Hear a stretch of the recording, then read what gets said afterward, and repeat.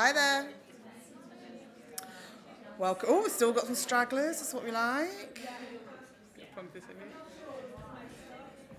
Okay.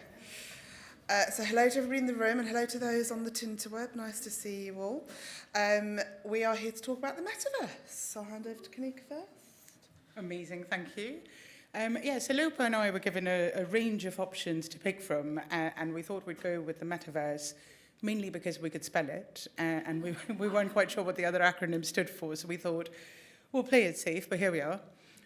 So in terms of the agenda today, we'll do a quick run through on who we are, and then we'll walk into the Metaverse, not literally. We haven't done a death by PowerPoint today, so we're not going to take you through 50 slides, but just talk through our personal experiences with the Metaverse.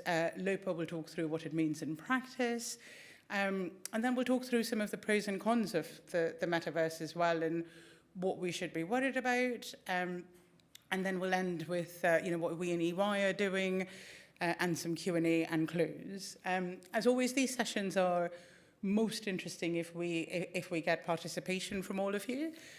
We can stand here and talk at you, but that's not as much fun. So, please do start noting some questions you want to throw out to us. Any very difficult questions you have, please direct them to Lopa, who should be standing right next to me, and I'm sure she'd be delighted to take them forward. So we will plan to close the session out in about 30 minutes. And I know there's still a bit of the session left to go for you guys, so we'll try and be very prompt so you can grab coffees, etc. along the way. Right, so let's get things going then. So quick introductions from us. I'm Kanika Seth. I'm a partner with EY, and I look after our cybersecurity solutions across EMEIA for financial services clients. It's a bit of a mouthful, but in effect, I'm responsible for cybersecurity across the banking industry, other financial institutions, working with our colleagues in Europe, with the European Union as well, and the Parliament there, the regulators, etc., to form an industry experience and industry responses even to cyber. So that's my day job. People often ask me, how did I fall into technology and into cybersecurity? A bit of my background. I was born in India, moved to Australia, and I was studying there. One of the things we used to do was we'd have to go to the computer lab in those days. If you remember, I know you're all calculating my age now. Just know I'm old, that's all that matters. But we had to go to the computer lab. You'd log in, to check your emails and what was it called? MSN Messenger and all the other. Yeah, I can see some knowing faces, knowing smiles in this room.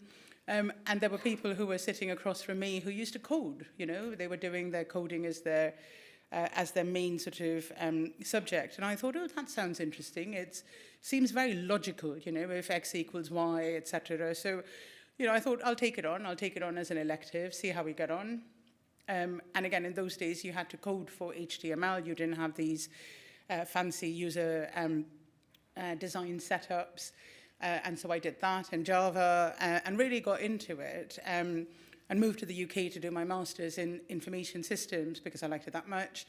And then started with EY on the graduate program in the technology space in 2005. And here I am today in front of you to tell you more about the very little I know about the Metaverse. But Lopa, over to you. Hello, everybody. Welcome. Very excited to see so many people here. So in terms of what my role in the firm is, so I'm a partner as well, and I do every sector other than financial services. So Kanika and I are sort of counterparts, very close counterparts in what we do. So, and also we sponsor our Women in Technology network within UK as well, which is amazing. And that's one of the reasons why we're here to sponsor the events today. So what does that mean in practice? Like all these wonderful titles and how did we get here and everything. So I didn't study technology at all. I did economic statistics. I did very badly at it. And then I was out of job for a year because that's what happens when you sort of graduate in certain points of life. But it was my gap year. So it was very productive and I went travelling and I learnt lots of things. But I managed to get £15 an hour doing coding in Excel. And this was many years ago now. So I thought, oh, That'll be interesting. So then I started being performance analyst, a data analyst, SQL, if everyone remembers those days, or all that sort of stuff. And then I went into manufacturing randomly. And then I entered into EY a lot later on. So I didn't join any grad scheme or anything like that. I was an experienced hire into EY many years ago as well. And then over there had a number of roles, but all of them being tech-based. And I think that's one of the things that's been really interesting. And seeing the evolution of technology, not just from a consulting point of view, which is where we come from, but also how we as human beings and how clients are using it has been so interesting. And there's no mistake that both Kanika and I work in cybersecurity, because that is the next phase of what we're talking about when it comes to technology.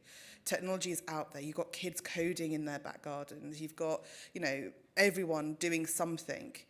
As long as you're secure about it, how do we enable communities and things like the metaverse to be secure and do it responsibly?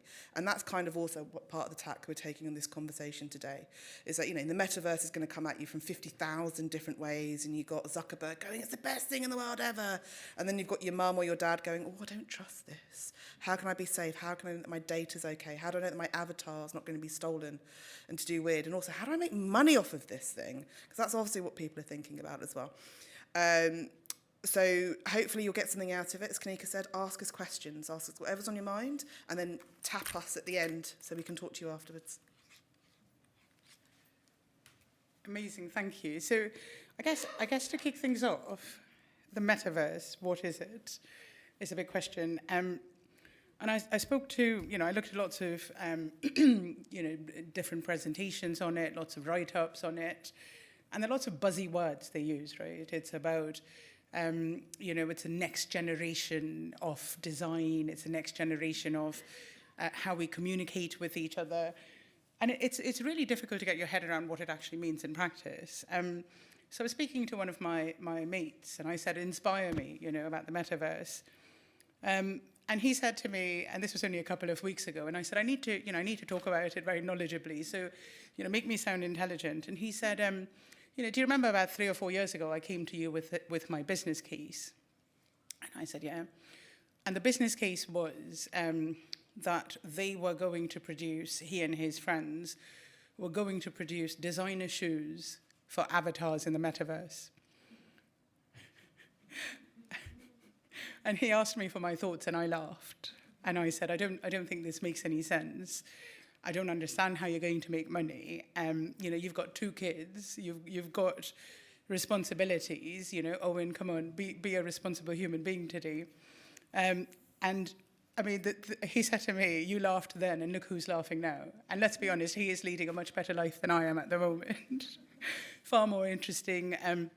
But it is here, and I think that's the myth that I wanted to sort of bust a little bit, that we are living in the metaverse as we currently speak. Lopa and I did a session on the metaverse with EY a couple of months ago, and they said, we're not going to have you on the screen, we're going to have your avatars. And I was like, all right, what could that possibly mean in practice? They'll just have some cartoons, and they'll sort of bounce around the place. And someone came online. It was quite late in the evening. They installed this software and, designed the avatar of what they thought looked like me. It looked nothing like me. But we'll come to that when we talk about the pros and cons of it. It was pretty obviously designed by a man, if you know what I mean. And it's true. It is true. And anyway, so they installed something, and then he goes, watch this, right? And he said, say something, and it was speaking alongside of me. He said, shake your head, and it was shaking his head. Stick your tongue out, and it would stick your tongue out. Move your hands around while you're speaking, because people do that, looks more natural. And the damn thing would start moving its hands around. And it freaked me out so much that once I was done with the presentation, I hit delete. Because what else is it listening to? And I'm in cybersecurity. I need to be careful of my data. But it was unbelievable about how quickly it was like that. It was downloaded within 30 seconds, and suddenly you're there. You're in this metaverse. There are a few things to be ironed out, right? So how do you make it interoperable? How do you operate from one metaverse to another? Does it all become one encompassing, almost internet-like feature where you have different areas that you do, maybe gaming, you do business, you do studies, and then you have these avatars with their designer shoes, because apparently people pay for that sort of stuff. And then you actually build that interaction. And the numbers are mind-boggling, yeah? I mean, the number I looked up was something like 18 trillion by 2030. Trillion, yeah, that is how much they believe the economy will be worth. And that is, it's all underpinned by things like blockchain and how you trade and currencies. But the reality of it is, you know, and Lopa and I were discussing this before, if somebody said to you, you would have a camera, a calculator, you know, a full database to the world, you know, answer to every single question you might ever have through Google, etc., in your phone, you would never have believed it, right? 20 years ago, or even less. And I think that is where this is going. It is this sort of interoperable structure that allows you that fully, and excuse me for using the buzzwords, but a fully immersive experience. So it allows you to actually be, you know, yourself, your physical presence, and feeling the presence of others within this sort of metaverse type structure. And that's how I envision it in my head. And please tell me after this if what I've said makes any sense at all. Because I do think that this is going to be the future for us. And how we build it, how we operate in it, is one of the key things for us to figure out here and now to make sure we're set up for success collectively, all of us, in the future. And Lopa's going to talk through some of the practical terms of, you know, what is the metaverse and how do we operate within it. So there is a reason why we're playing tag team behind the microphone here. Otherwise, we'd be walking around. It's for all the wonderful people on the interwebs as well. And this is the only microphone we have. So sorry for that. So we talk about what is the metaverse and why we're going there. It kind of feels like sometimes that we are being pushed along a technology journey that maybe we're not ready for. My mother said that about smartphones, and now she's on WhatsApp all the time. And her life would not be the same without WhatsApp or video calling or sending me 15,000 random memes a day that she doesn't quite understand and things like that. If any of you have Asian parents or any parent, I think you understand where this comes from. But if we take the mobile phone, I think the mobile phone is one of the most freeing pieces of technology that's ever landed in this world. People might say it's the wheel, people might say it's the printing press, but all of these things were barriered in some way, whether it's finance, whether it's industry. The mobile phone empowered women so much in the developing world. It allowed them to have freedom. It allowed them to create micro businesses. It allowed them to, you know, have freedom from some of the hierarchical and patriarchal societies that they had. Will the metaverse do the same? Probably. And the reason is for this, it's around access. So at the moment, you've got people like Facebook, or Meta as they're now called, hence the metaverse. You've got all these companies buying sections in this subspace of what life's going to be. And if everyone remembers Second Life, that game there, and you could go in, or The Sims or something like that, where you could go in and create your own Minecraft. I think most people might know what Minecraft is. It's not a dissimilar concept. I think that's another myth that we want to sort of robust. Everyone's talking about this metaverse being this this new technology that's going to boggle the world and everything. It's not really that dissimilar. It's the way you experience the metaverse is what's going to be different. Has it taken on as quickly as the people that pumped a lot of money into it thought it would do? No.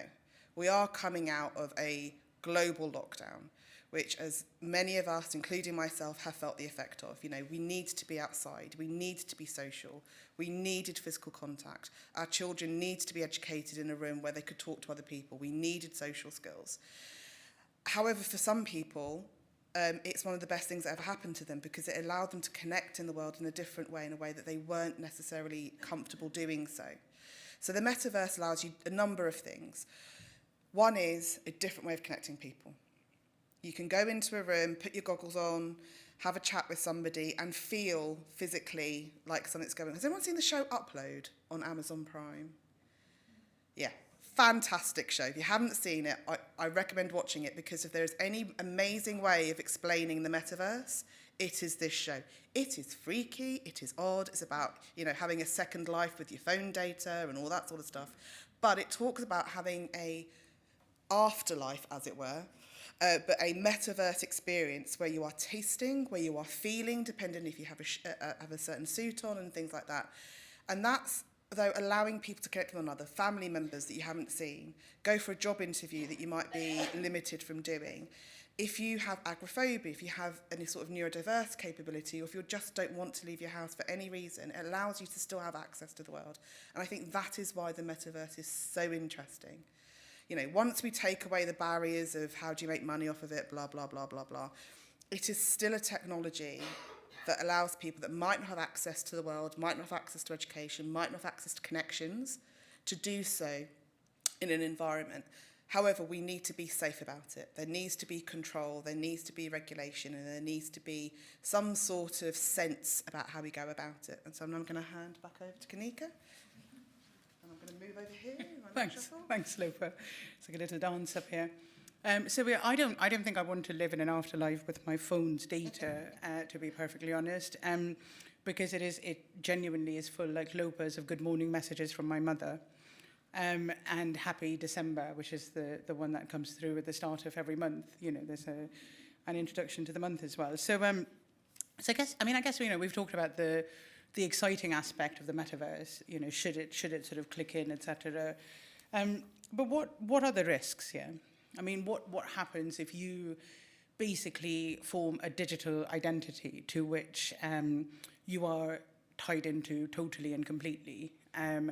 All your personal data is held within this identity, your preferences, your choices, your financial information. You know, a lot of the sort of transactions are happening on the metaverse through the blockchain. I mean, there are obvious implications of some of this stuff, and I did do a sort of a light-hearted joke about it up front, about the avatars being designed by men, but it is true. So a lot of this stuff is based on, you know, on the designs, concepts that have come up by these technologists, and the knock-on impact it would have on us as individuals, and we shouldn't downplay that.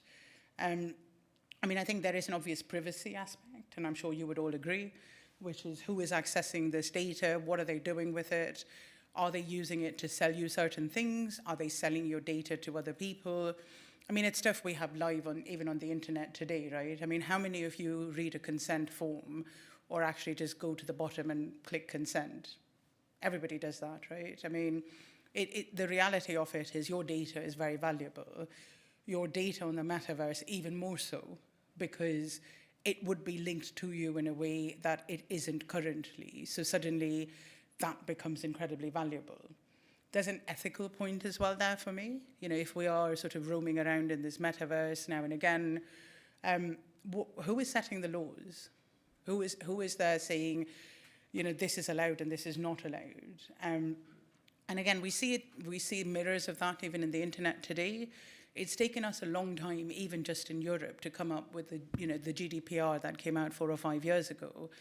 And it's only now that it's being enforced in anger, because again, the internet was never a real thing. It didn't belong to anybody, right? So how do you hold anybody responsible for what is being done on the internet? So I think there's a lot of catching up to do from a regulatory requirements perspective, an ethical perspective. And then, of course, a topic close to Lopa and my heart is cyber, right? What does it mean from a security perspective? So what happens if somebody hacks your avatar? You know, I know people who've had their Instagram hacked, and my friend's daughter, who is 14, told me her life had fallen apart because her Instagram had been hacked, which, I mean, personally, I thought was a little bit extreme because she created a new profile. But nevertheless, this is, again, more real, right? So if it is something that becomes so linked to you, it is worth something. And if it is worth something, then you will always have, you know, people who would be after that, you know, be it state actors, be it bad actors, and in some instances, good actors just looking to monetize on you. So I think again, doing all this with our eyes open to make sure that we are, you know, not falling into that same trap again that we did through the internet, because that was all new to us. So you kind of went along, you know, when Hotmail came up, you were like, oh yeah, I'll agree to everything you're saying because you allow me to communicate with my family.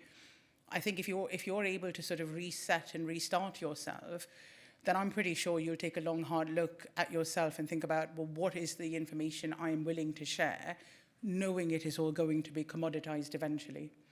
And I do think that is a big call out for all of us in the tech industry to make sure that we are involved in this sort of decision making and are making other people aware of it as well. And I think that's the role we as women and allies sitting in this room will have to play going forward. So Lopa, over to you and what we're doing with EY now. I'm also conscious of time because we've spoken quite a lot than I thought we would do. So if I just say a little bit how we're using it practically with our clients and practically within our own firm, and then I really want to open up to yourselves for questions. So one of the main ways we've used it is we've transformed the way we recruit people, especially our younger talent. So when you are recruiting, especially in tech roles, it's really hard. People don't necessarily think you can go into a tech job if you don't have a tech degree. I didn't have one, and it took me many years to get into EY, because I also have a rubbish degree, which we've taken away from. But what we've done is we've changed the way that we recruit, and it's a lot more virtual now, especially for our interns. So what that means is we are testing your skills. We are able to put you in a virtual environment where you are coding with your hands, you are solving problems with your feet, because you're in this virtual environment. It means that we have removed barriers for people that might not think that they could do this job because we're giving practical examples. We've opened it up to a whole host of neurodiverse individuals that might not do well at written tests or exams because we're giving it practical examples, which means that last year we recruited 10 people into our technology graduate scheme. This year we've got nearly 200. All because of that change that we've made. Another way we're doing it is with our clients is we hold Metaverse workshops. So we are very committed to being a negative carbon zero footprint within the world. And this allows us to do that. We won't talk about quantum computing and the power that takes in the Arctic. We'll just leave that on the side a little bit. But however, we are using it practically to meet the climate goals. And that is something that's really important. Again, as technologists, it was a throwaway comment. With this type of computing power comes a big amount of environmental responsibility because you are using massive processing power. You need a lot of coolants, all this sort of stuff. So we do need to make sure that when we are working with it, we are working with it in an environmental way. But that's what we're doing at EY. And we're also selling this solution to our clients. You don't want to have 15,000 versions of the metaverse. You want it to be the same experience and the same thing as you go through. So that's also what we're building. We very much enjoyed talking with you. We want to hear from yourselves for the past, I think we've got 5 minutes left, so sorry. If there are any questions, if not, as I said, tap us up. We are more than happy to get linked in and talk to you as well. Any questions? Mm-hmm. Thank you. My name is Remy. Oh, yeah. So my question is, how do you control your data in the metaverse world? Simple experience with Facebook. So I don't have Facebook app on my phone because of that. But Facebook, when I chat with someone on WhatsApp and I go onto Facebook on my desktop, I see that Facebook is still connecting me with somebody on my WhatsApp asking me to connect. I can see how they are using my data without my permission. And when I want to use a website, cookies are holding my data for 3 years, 2 years, and some would just give me the only option to accept, not to deny. How do you control that? What regulations can we bring in? How do we manage that? I mean, I can't sit with that. Yeah. I'll take a first stab. So when it comes to the Facebook, Instagram, WhatsApp group, they're all owned by the same company. So unfortunately, if you're on one of them, you're on all of them. And when you sign up to it, that is one of the things that's buried right down at the bottom. However, there are some practical steps that you can take around protecting your data. Put yourself in private mode. Don't allow your stuff to be searched. Don't put on personal data or anything like that on there. WhatsApp encryption actually is the intelligence world's worst nightmare because it is one of the most encrypted pieces of software out there that you can get. So whilst it's linked through to your Facebook, what's spoken about in WhatsApp actually can't be sent between your data. So that's one thing that they have done. But as I said, as a cybersecurity professional that works a lot with government, they hate WhatsApp. But on the cookie side of things, if they're not allowing you any other option, don't use the website. Because legally, if they're in this, especially within the EU and EU around, they have to give you the option.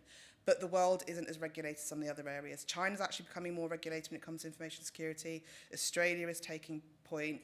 It really does depend on the origin of the country, of where it's from. So that's just something to think about. Anything to add on that?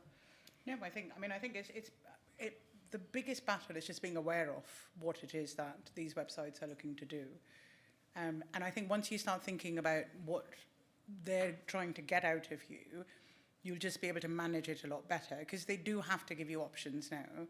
I mean, I just saw something the other day that said even on your phone, if you turn these options off, then actually you won't get these notifications for different reasons, etc., and your data and location, etc., are not being sent. So I think it's just being more mindful, and then choosing, as Lopa said, being very selective in what where you are willing to share your data, and knowing where it's going to go and how it will be monetized, because that's what they're looking to do, really, is monetize, yeah. There's a question over there. Thank you. So I was really excited for this session, and I think technology is only as good as almost how you use it. So in your opinions, and with the vast amount of discussions you've had on this topic, what is one of the most exciting use cases that you see potentially the metaverse enabling society to embark on in the future? Ooh, that's a great question. Go for it. If you've got an answer. I do. While I'm thinking. That's a great question. Some people don't like the term globalization.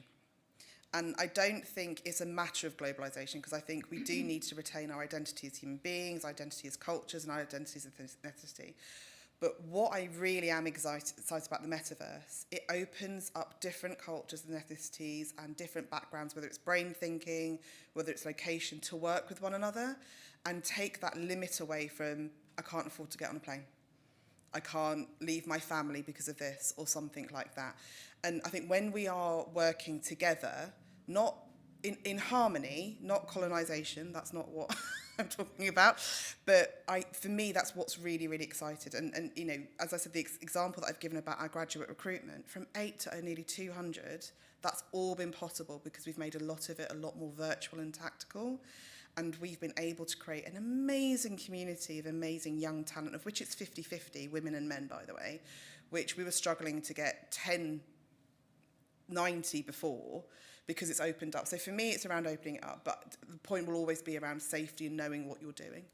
But I think that for me is super exciting. And if I may add, I mean, given the sort of theme today is all around levelling up, I think that is the bit that excites me the most, yeah. So I think Lopa touched on opportunities. So, you know, to people like us sitting in this room today, and those on the internet as well, it might not seem like something you would do actively, because we live, you know, lives where we are exposed to lots of different people, and, you know, be it technology and, you know, different cities, we might travel a lot.